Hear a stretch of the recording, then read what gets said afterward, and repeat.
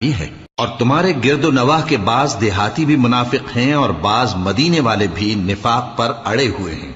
तुम उन्हें नहीं जानते, हम जानते हैं।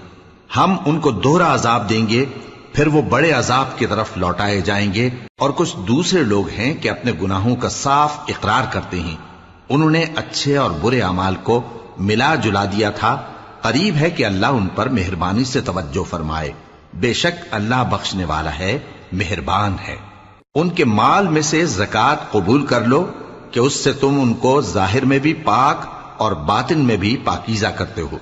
और उनके हक में दुआए खैर करो कि तुम्हारी दुआ उनके लिए मूजिब तस्कीन है। और अल्लाह सुनने वाला है, जानने वाला है। क्या ये लोग नहीं जानते कि अल्लाह ही अपने बंदों से तौबा कबूल फरमाता और सदकात और खैरात लेता है, और ये कि अल्लाह ही तौबा कबूल करने वाला है, मेहरबान है। और उनसे कह दो